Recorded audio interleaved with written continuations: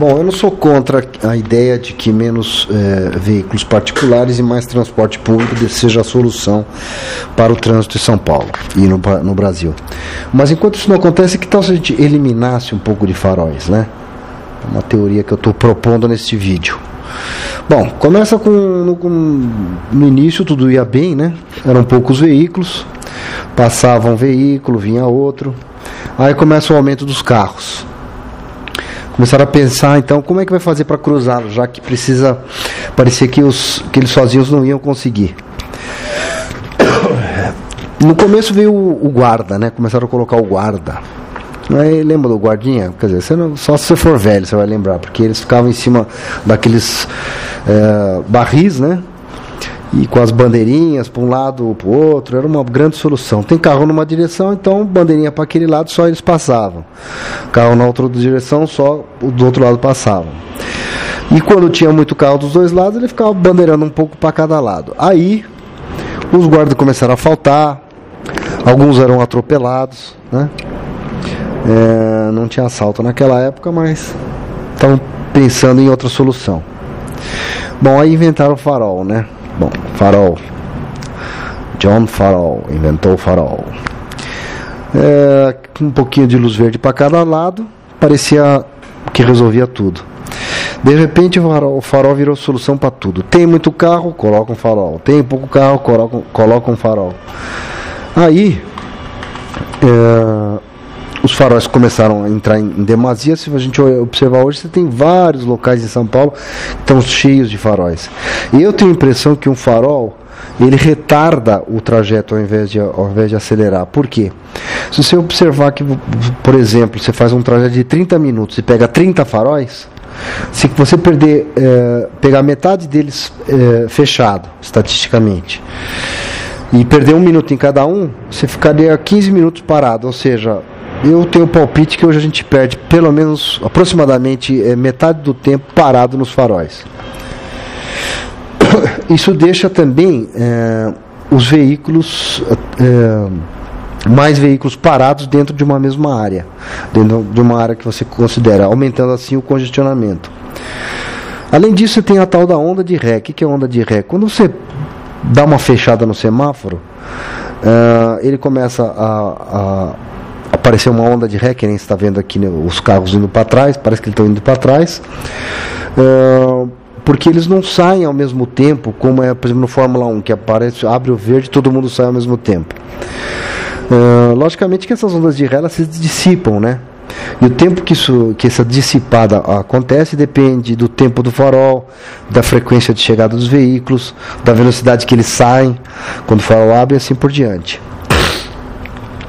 Se você observar, por exemplo, na 23 de maio, às vezes você está andando lá, ou então nas avenidas expressas, se tem algum carro que dá uma parada, por qualquer motivo, o de trás vai parando, aí o da frente começa a andar, e essa onda de ré ela perturba durante um espaço bastante longo. Então o efeito do farol realmente ele é, assim, na minha opinião, bastante danoso, ao invés de resolver. A ideia seria que a gente fizesse cruzamentos sincronizados. Então você arranca o farol e você faz com que os carros se cruzem de uma maneira sincronizada. Passa um de uma via, outro da outra e assim por diante. Isso é o que acontecia antes de você colocar o farol, né? Mas aí a hora que começou a ter muito carro, o pessoal achou, não, vamos botar o farol para poder fazer com que eles consigam se ultrapassar um de cada vez. No futuro, eu acredito que os carros vão ter eletrônicas embarcadas, né? Que permitirão que esses cruzamentos sejam feitos sincronizados sem a necessidade de instalar a droga do farol. Se você observar nesse vídeo, na realidade isso já acontece em alguns países, né? Então nesse vídeo, por exemplo, aí você está vendo carros equipados com GPS, tem computadores de última geração, nas motos também, né? Sensores de proximidade, até nos ônibus também.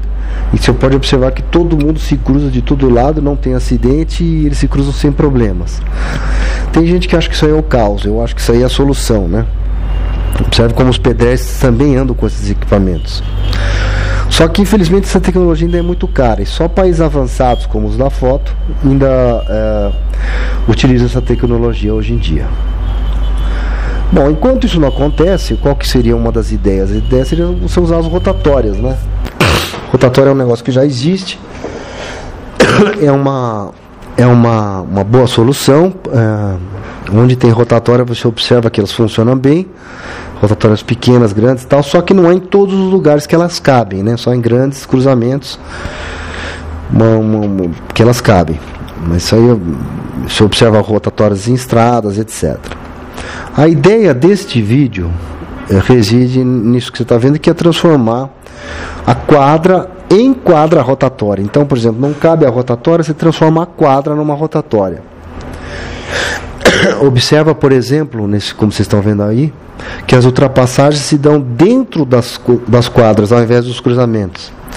Então, num cruzamento, se você tiver, por exemplo, um cruzamento pequeno, vai 10 por 10 metros, os carros têm que se cruzar nesses 10 por 10 metros, quer dizer, o recurso disponível para fazer o cruzamento é um retângulo de 10 metros por 10 metros. Já na quadra rotatória, o recurso disponível para fazer o cruzamento é de 100 metros por 10 metros. Ou seja, aumenta 10 vezes a área de cruzamento. E eles vão fazer o cruzamento andando no mesmo sentido, não em sentidos transversais, né?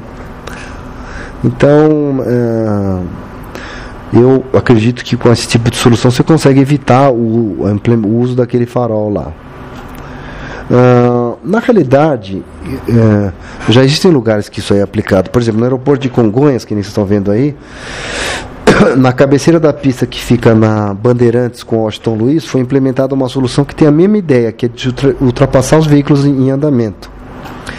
Então, se você observar, por exemplo, os veículos amarelos e verdes se cruzando, observe que um deles vem da Washington Luiz para Bandeirantes.